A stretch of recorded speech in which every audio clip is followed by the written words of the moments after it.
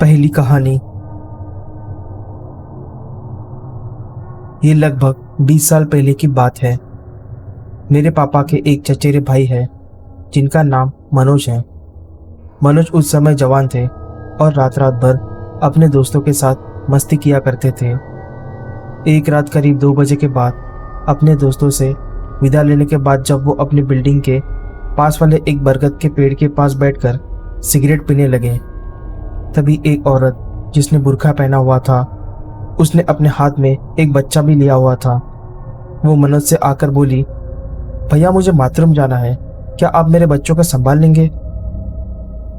मनोज ने शराब भी पी हुई थी और वो नशे में भी थे, इसलिए उन्हें उस समय ज्यादा कुछ नहीं सूझा। नशे में ना होते तो शायद इतनी रात बच्चे के साथ किसी औरत को देखकर जरूर सोचते कि ये यहाँ क्या कर रही है। उन्होंने बच्चे को ले लिया और वो औरत पास के एक पब्लिक टॉयलेट में चली गई। बहुत देर हो गई लेकिन वो औरत वापस नहीं आई और साथ ही मनोज को एहसास हुआ कि वो बच्चा जिसको मनोज ने गोद में लिया हुआ था वो भी साइज में थोड़ा बड़ा हो चुका है और उसका वजन भी बढ़ गया है। मनोज को लगा शायद नशे की वजह से उसको ऐसा वहम हो रहा हो, लेकिन धीरे धीरे बच्चे का वजन और बढ़ता गया और अचानक मनोज का माथा ठनका।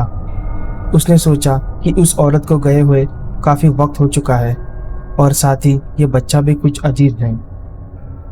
उन दिनों शहर में काफी ज्यादा क्राइम था और गुंडागर्दी रहती थी, इसलिए एक औरत का इतनी रात में निकलना और भी ज्यादा खतरनाक था। मनोज उठा और उस टॉयलेट की ओर चल दिया जिस टॉयलेट में वो औरत गई थी और उसके बाहर जाकर उस औरत को आवाज लगाने लगा। तभी उसने देखा कि उसके गोद में जो बच्चा है वो ज्यादा ही भारी हो गया है और उसके पैर भी कुछ ज्यादा ही लंबे हो गए हैं, इतने लंबे कि वो नीचे जमीन को छू रहे थे।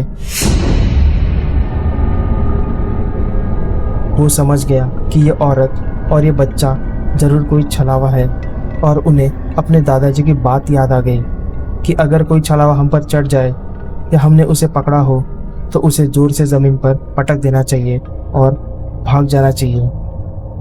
मनोज ने ठीक वैसा ही किया। हाथ में पकड़े उस चीज को जोर से जमीन पर पटका और तेजी से बिल्डिंग की तरफ भागने लगा, लेकिन तभी उसकी नजर उसके बाईं तरफ गई। उसने देखा कि वही बुरखे वाली औरत बिल्डिंग के सामने खड़ी है, ठीक उनके बिल्डिंग जितनी ही लंबी हो चुकी है। वो बिल्डिंग कुछ 15 मीटर ऊंची थी और वो औरत भी उतनी ही लंबी हो चुकी थी।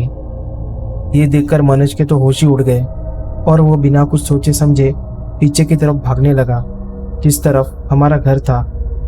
वो भागते हुए हमारे घर पहुंचा। घर पर सभी ने उनसे पूछा कि क्या हुआ है, इतना डरे हुए क्यों हो? मनोज ने सब कुछ बता दिया और इसके बाद मनोज को 3 हफ्तों तक बहुत तेज बुखार था और वो बिस्तर पर ही पड़े रहे। उस रात के बाद मनोज ने सिगरेट, शराब और आवारागर्दी जैसी सारी बुरी आदतें छोड़ दी। दूसरी कहानी, भूतिया सड़क। भूत प्रेत का अस्तित्व है या नहीं, यही बहस का विषय हो सकता है। कुछ अलौकिक घटनाएं ऐसी होती रहती है जिस पर विश्वास करना पड़ता है। एक आदमी एक शहर में नौकरी करता था। उसकी ड्यूटी कभी नाइट शिफ्ट में होती थी तो कभी डे शिफ्ट में। उसका घर शहर से दूर था। एक रात ड्यूटी से लौटने में देर हो गई। तकरीबन 12:30 बज रहे थे। हाईवे के खत्म होते ही उसने कच्ची सड़क की तरफ अपनी मोटरसाइकिल को मोड़ दिया। उसे डर भी लग रहा था। सड़क पर गाड़ियां कम हो गई थी। तभी एक मोटरसाइकिल हॉर्न देते हुए बगल से गुजरी।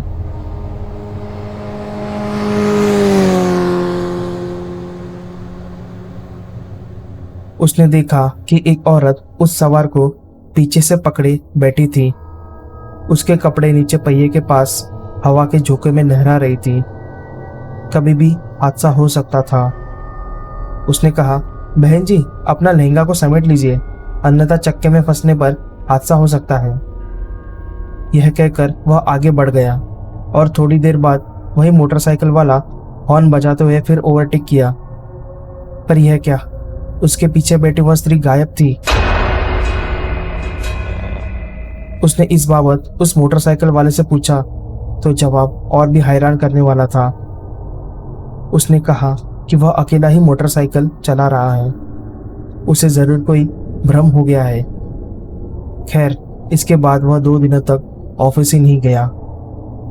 दिन रात उसे भूत भूतनी का ही ख्याल आते। तीसरे दिन वह ऑफिस गया। लौटने में देरी हो ही गई। वह जल्दी घर पहुंचना चाहता था। रात अंधेरी थी और सड़क सुनसान। तभी एक मोटरसाइकिल तेजी से बगल से गुजरी। फिर स्पीड को स्लो करके उस पर बैठे आदमी ने वही कहा जो उसने 2 रात पहले कहा था।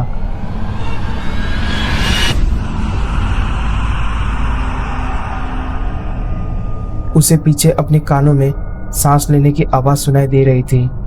साथ में कभी कभी बालों की लटें भी उसके कपाल में लिपट जाती। उसके पैर कांप रहे थे और ठंड के बावजूद पसीना आ रहा था। किसी तरह वह अपने घर पहुंचा। वह स्त्री ना जाने कहां और कब गायब हो चुकी थी। अगर आपको ये वीडियो पसंद आया है तो वीडियो को लाइक और शेयर करना ना भूलें। अगर आप इस चैनल पर नए हो तो सब्सक्राइब कर लीजिए और बेल आइकन दबाना ना भूलें, जिससे कि आपको आगे आने वाले वीडियोस की नोटिफिकेशन मिल सके।